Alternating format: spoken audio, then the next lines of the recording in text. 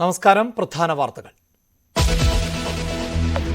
മലപ്പുറത്ത് നിപ്പ മരണം സ്ഥിരീകരിച്ചിരിക്കുന്നു. സ്വകാര്യ ആശുപത്രിയിൽ മരണമടഞ്ഞ 24 വയസ്സുകാരനാണ് നിപ്പ വൈറസ് രോഗബാധ ഉണ്ടായിരുന്നു എന്നുള്ളത് കണ്ടെത്തിയിരിക്കുന്നത്.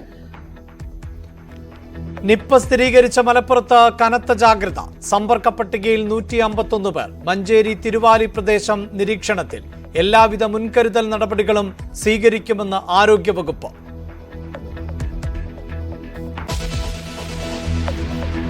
मैंने अगर काम किया हो तो मेरे को वोट देना और काम नहीं किया हो तो वोट मत देना. कहा था कि नहीं कहा था? आज मैं आपके बीच में आया हूँ.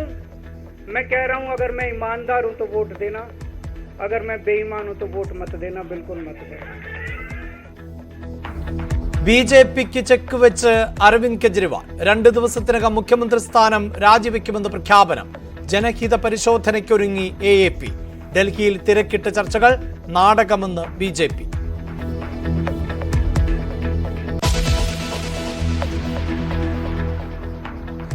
തിരുവോണ ആഘോഷത്തിൽ കേരളം.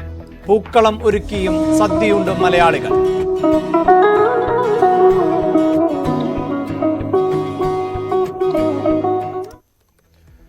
കാഴ്ച വിരുന്നൊരുക്കി ന്യൂസ് 18 കേരളം.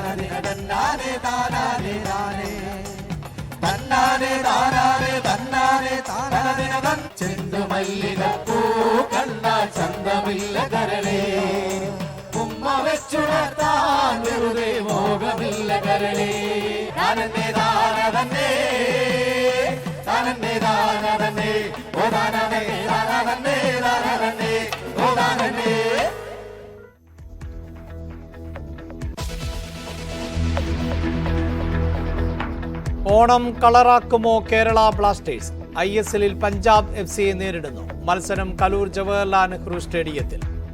താരങ്ങളെ ആനയിച്ചത് വയനാട് ദുരന്ത മേഖലയിലെ കുട്ടികൾ. നമുക്ക് ഈ കൂട്ടത്തിൽ ഒരാൾ പാട്ട് പാടിത്തരാന്ന് പറഞ്ഞിരുന്നു. പേരൊന്ന് പറയാമോ?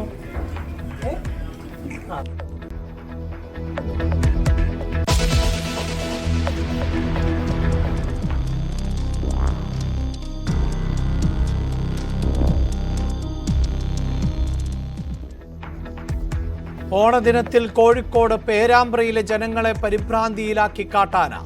ആന നിലയുറപ്പിച്ചത് ടൗണിൽ നിന്നും 3 കിലോമീറ്റർ മാത്രം അകലെ. മണിക്കൂറുകൾക്ക് ശേഷം മോഴയാനയെ കാട് കയറ്റി.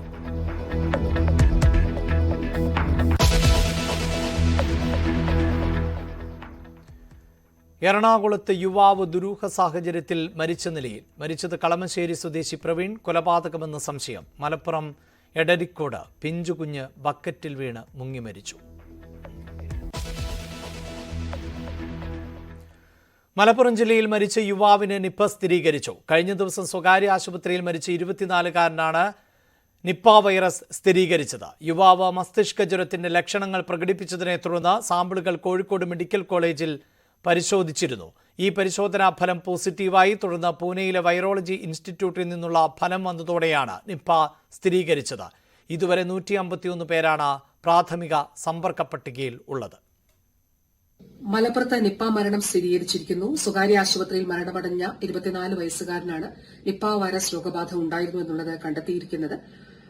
മരണശേഷം പൊതുജനാരോഗ്യ പ്രവർത്തനങ്ങളുടെ ഭാഗമായി പ്രാദേശിക മെഡിക്കൽ ഓഫീസർ നടത്തിയ ഡെത്ത് ഇൻവെസ്റ്റിഗേഷനിലാണ് ഈ ഒരു സംശയം രൂപപ്പെട്ടത്. സ്വകാര്യ ആശുപത്രിയിൽ നിന്ന് സാമ്പിൾ എടുത്ത് പരിശോധിച്ചതിൽ നിന്നാണ് നിപ്പ വൈറസ് സ്ഥിരീകരിച്ചത്.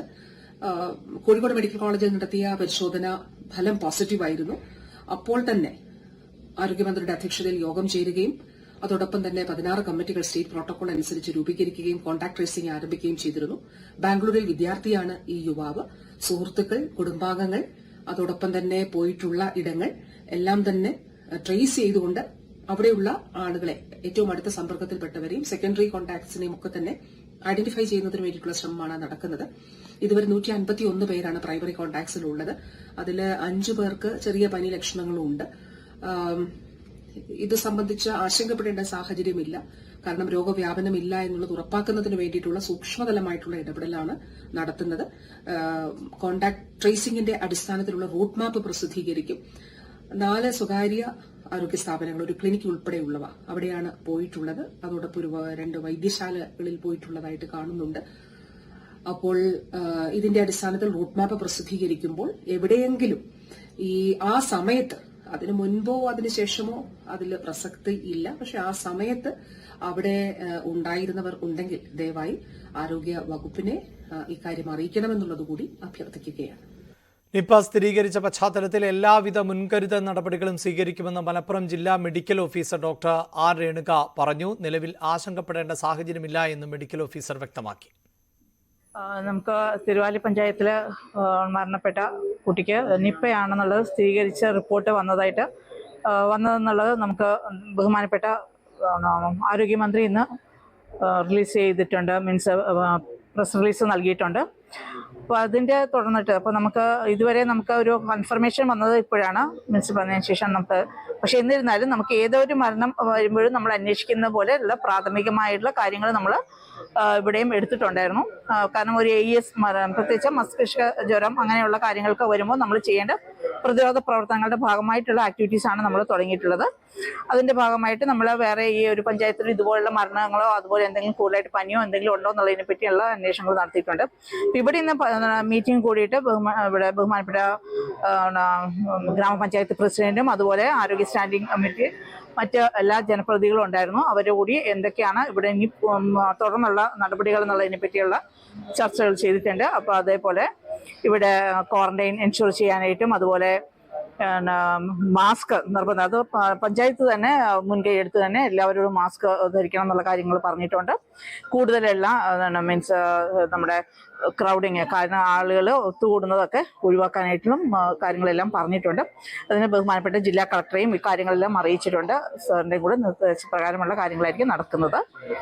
പാണ്ടിക്കാട് മുമ്പിടെ ഒരു കുട്ടിയായിരുന്നു, ഇവിടെ ഒരു യുവാവാണ്. ഈ പോയ റൂട്ട് മാപ്പിനൊക്കെ ബുദ്ധിമുട്ട് വരുന്നുണ്ടോ?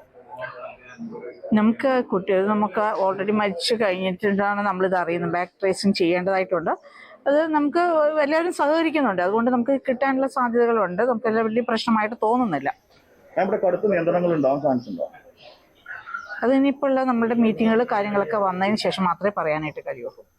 സമ്പർക്ക പട്ടികയിലുള്ള 151 പേരിൽ 3 പേർക്ക് രോഗലക്ഷണമുണ്ട്. പനി ബാധിച്ചവരെ കണ്ടെത്താനായി പഞ്ചായത്തിൽ നാളെ മുതൽ സർവേക്ക് തുടക്കമാകും.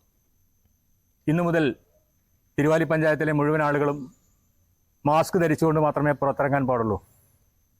നാളെ മുതൽ തിരുവാലി പഞ്ചായത്തിലെ എല്ലാ വീടുകളിലും പനി സർവേ നടത്തുന്നതിന് വണ്ടൂർ ബ്ലോക്കിലെയും വിശിഷ്യ തൊട്ടടുത്ത ബ്ലോക്കുകളിലെയും ജീവനക്കാരും ജനപ്രതിനിധികളും ആശാവർക്കർമാർ, ആരോഗ്യ പ്രവർത്തകർ, കുടുംബശ്രീ അംഗങ്ങൾ ഉൾപ്പെടെയുള്ള വലിയ ടീം നാളെ മുതൽ സർവേ ആരംഭിക്കുകയാണ്.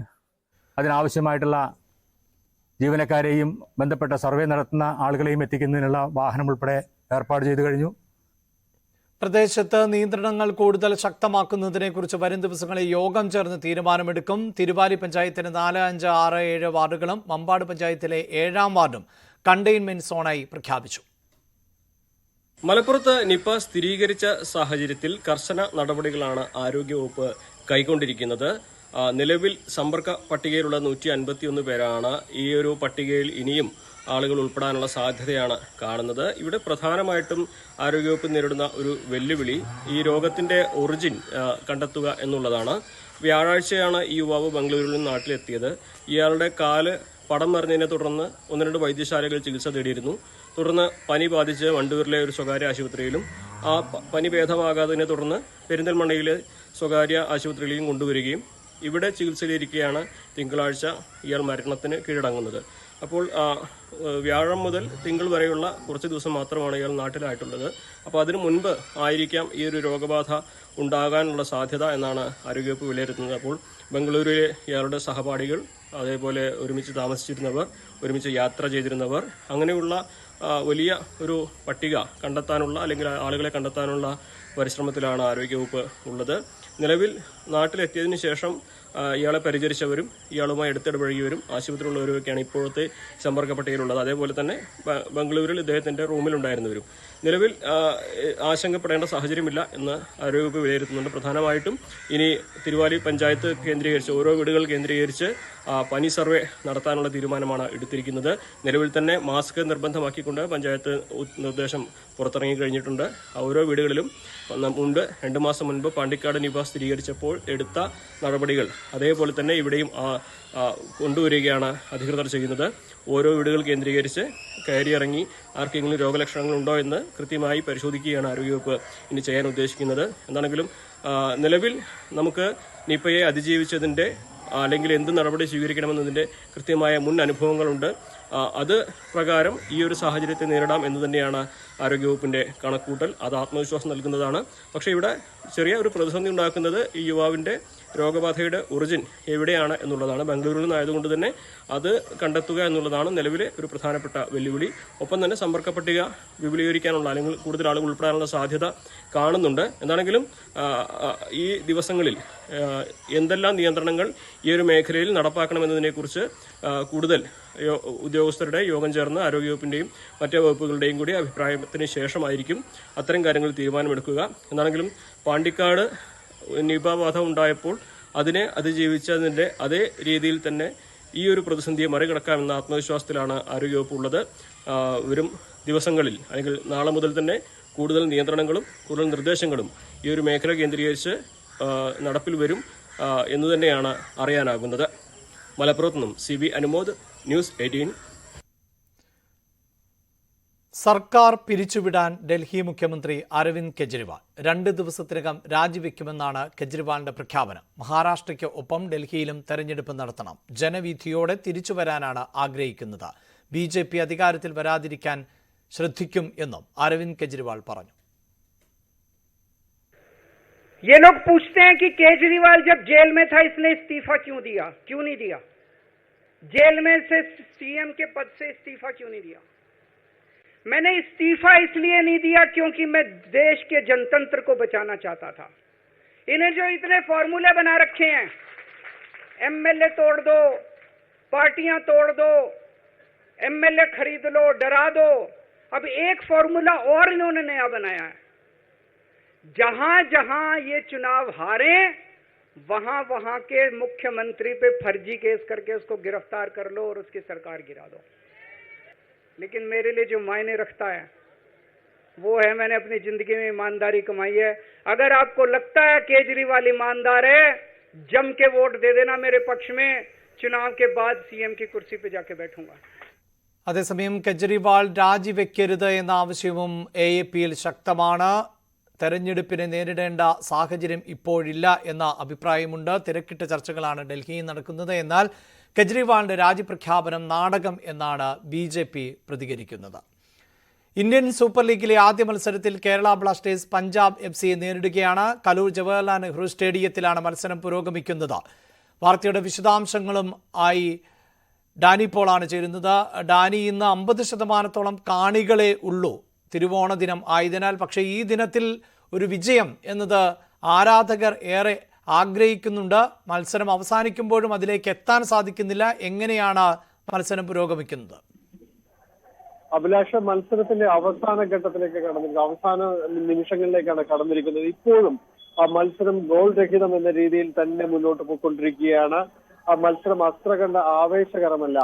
കാരണം ഇരു ടീമുകളും പഞ്ചാബ് FCയും അതോടൊപ്പം തന്നെ കേരള ബ്ലാസ്റ്റേഴ്സും പൊതുവെ പ്രതിരോധത്തിലൂന്നിയുള്ള ഒരു ശൈലിയാണ് തുടക്കം മുതൽ തന്നെ കണ്ടത്. ഈ അവസാന ഘട്ടത്തിലാണ് ഇപ്പോൾ ബ്ലാസ്റ്റേഴ്സിന്റെ ചില ഒറ്റപ്പെട്ട മുന്നേറ്റങ്ങൾ നമുക്ക് കാണാൻ കഴിയുന്നത്.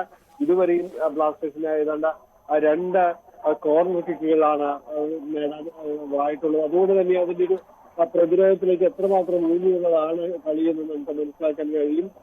അല്പം രണ്ടാം പകുതിയിൽ ഒരു ഘട്ടത്തിൽ മാത്രമാണ് പഞ്ചാബ് FCയുടെ ഗോൾ കീപ്പറെ പരീക്ഷിക്കുന്ന ഒരു ലോങ് റേഞ്ചിലെങ്കിലും കേരള ബ്ലാസ്റ്റേഴ്സ് നോഹയുടെ ഭാഗത്തു നിന്നുണ്ടായത്.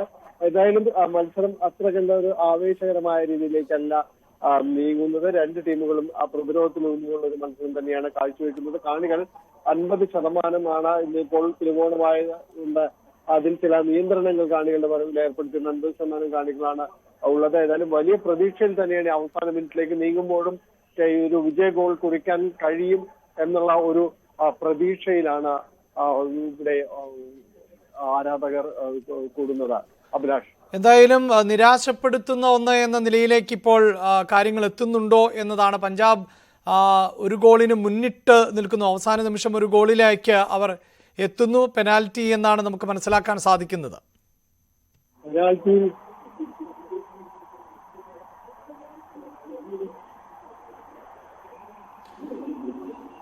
യെസ്, മത്സരത്തിൽ ഇപ്പോൾ എന്തായാലും വളരെ നിർണായകമായ ഒരു ദിവസം ആയിരുന്നു. പ്രത്യേകിച്ച് ഓണ ദിവസം ആണ്. എല്ലാവരും ഒരു ഓണസമ്മാനം എന്ന നിലയിൽ കേരള ബ്ലാസ്റ്റേഴ്സിൻ്റെ വിജയമാണ് പ്രതീക്ഷിച്ചത്. എങ്കിൽ ഇപ്പോൾ അതിന് തിരിച്ചടി ഉണ്ടാകുന്നു എന്നുള്ളതാണ് ഏറ്റവും പുതിയ വിവരം. 85-ാം മിനിറ്റിൽ ആണ് ലുക്ക മച്ചൻ ഗോൾ നേടിയിരിക്കുന്നത് എന്നതാണ് പഞ്ചാബിന് വേണ്ടി. 85-ാം മിനിറ്റ്, അതായത് മത്സരം അവസാനിക്കാൻ ഇനി ഇഞ്ചുറി ടൈം കൂടി കണക്കാക്കുമ്പോൾ വളരെ കുറച്ച് സമയം മാത്രമാണ് ശേഷിക്കുന്നത്.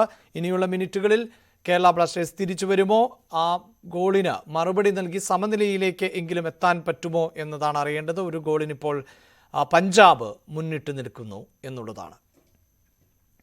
ഇന്ന് ISLൽ കേരള ബ്ലാസ്റ്റേഴ്സ് പഞ്ചാബ് FC മത്സരത്തിന് കിക്ക് ഓഫ് ആകുന്നതിന് തൊട്ടു മുമ്പ് കളിക്കാരെ സ്റ്റേഡിയത്തിലേക്ക് ആനയിച്ചത് വയനാട് ദുരന്ത മേഖലയിലെ കുട്ടികൾ ആയിരുന്നു.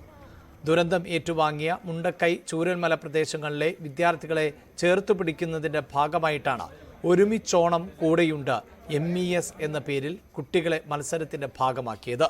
24 കുട്ടികളും അവരുടെ കുടുംബാംഗങ്ങളുമാണ് കൊച്ചിയിലെ സ്റ്റേഡിയത്തിൽ മത്സരം കാണാൻ ഉള്ളത്. Vellarmala government vocational higher secondary school ഉൾപ്പെടെയുള്ള സ്കൂളുകളിലെ കുട്ടികൾ ആണ് ഇവർ. തിരുവോണം ആഘോഷിച്ച് മലയാളികൾ.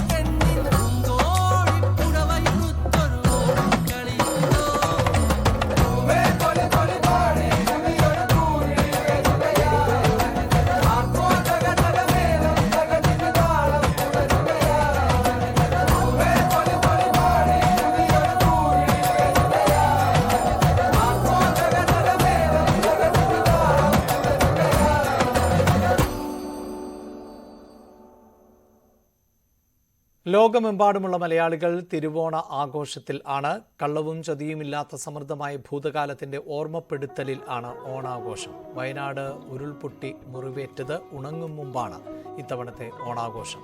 അതിജീവനത്തിൻ്റെ പാതയിലുള്ള സഹോദരങ്ങളെ ചേർത്ത് പിടിച്ചാണ് എല്ലാവരും ഓണം ആഘോഷിക്കുന്നത്. എല്ലാ മലയാളികൾക്കും ന്യൂസ് 18 കേരളത്തിൻ്റെയും ഓണാശംസ.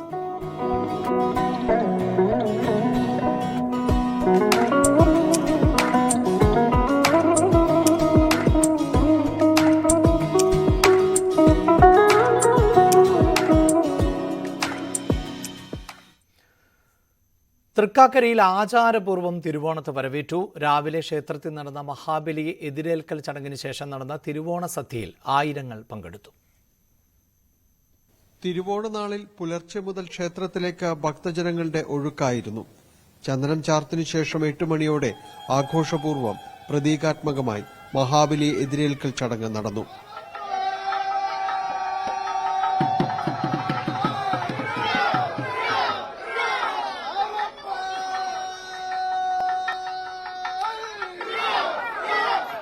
പത്തരയോടെ തിരുവോണ സദ്യ ആരംഭിച്ചു. 2 പായസം ഉൾപ്പെടെ 18 ഇനം കറികളോടെയായിരുന്നു സദ്യ. മന്ത്രി P. രാജീവ്, ബെന്നി ബെഹനാൻ MP എന്നിവർ കുടുംബസമേതം സദ്യ ഉണ്ണാനെത്തി. വളരെ നല്ല സദ്യയാണ്. തൃക്കാക്കര കളമശ്ശേരി മണ്ഡലത്തിന്റെ ഒരു അഭിമാനമാണ്. എല്ലാ വർഷവും 10 ദിവസം ഓണം വളരെ നല്ല രീതിയിൽ ആഘോഷിക്കുന്നുണ്ട്. ഇത്തവണ ചൂരൽമല ദുരന്തത്തിന് ശേഷം മലയാളം വീണ്ടെടുക്കേണ്ട ഘട്ടത്തിലാണ്. എവിടെ പോയാലും തൃക്കാക്കരയുമായിട്ടുള്ള ബന്ധം അവസാനിക്കില്ല. തൃക്കാക്കര ക്ഷേത്രത്തിൽ നിന്നും സദ്യ കഴിച്ച് എന്റെ ഓണസദ്യ ആരംഭിക്കുന്നത് അതിനൊരു തടസ്സവും കഴിഞ്ഞ 35 വർഷക്കാലമായിട്ടുണ്ടായിട്ടില്ല. ഏത് സാഹചര്യത്തിലൂടെയാണ് ഭക്ഷണം കഴിക്കുന്നത്. 25,000-ലധികം പേർക്കാണ് ഇക്കുറി തിരുവോണ സദ്യ ഒരുക്കിയിരുന്നത്. അത്തത്തിന് കൊടിയേറിയ ക്ഷേത്രത്തിലെ ഉത്സവം തിരുവോണത്തോടെ സമാപനമാകും.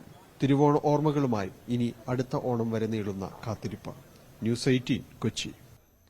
കോഴിക്കോട് പേരാമ്പ്രയിൽ പരിഭ്രാന്തി പരത്തിയ മോഴ ആനയെ കാടുകയറ്റി. പേരാമ്പ്ര പള്ളിത്താഴം ഭാഗങ്ങളിൽ പ്രഭാത സവാരിക്ക് ഇറങ്ങിയവരായിരുന്നു ആനയെ ആദ്യം കണ്ടത്. 11 മണിയോടെ ആന ജനവാസ മേഖലയിലേക്ക് ഇറങ്ങി റോഡിലൂടെ സഞ്ചാരം തുടങ്ങിയതോടെ ജനങ്ങൾ ഭയന്നോടുകയും ചെയ്തു. പിന്നീട് മണിക്കൂറുകൾ നീണ്ട പ്രയത്നത്തിനൊടുവിൽ വനംവകുപ്പ് ഉദ്യോഗസ്ഥർ എത്തിയാണ് ആനയെ തുരത്തിയത്.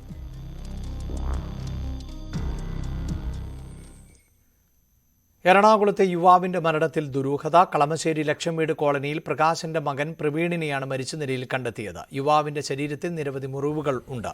കൊലപാതകമാണോ എന്നാണ് പോലീസ് അന്വേഷിക്കുന്നത്. പുലർച്ചെയായിരുന്നു നടുറോഡിൽ യുവാവ് മരിച്ചു കിടക്കുന്നത് നാട്ടുകാർ കണ്ടത്. CCTV ദൃശ്യങ്ങൾ കേന്ദ്രീകരിച്ചാണ് അന്വേഷണം. ഏറെ നാളായി വീടുമായി പ്രവീണിന് ബന്ധമില്ല എന്നാണ് നാട്ടുകാർ പറയുന്നത്. മലപ്പുറം എടരിക്കോട് പിഞ്ചു കുഞ്ഞിനെ ബാത്റൂമിലെ ബക്കറ്റിൽ മുങ്ങിമരിച്ച നിലയിൽ കണ്ടെത്തി. എടരിക്കോട് പെരുമണ്ണ കുന്നായ വീട്ടിൽ നൌഫലിന്റെ മകൾ ഹൈറ മറിയം ആണ് മരിച്ചത്. 1 വയസ്സും 1 മാസവും ആണ് പ്രായം.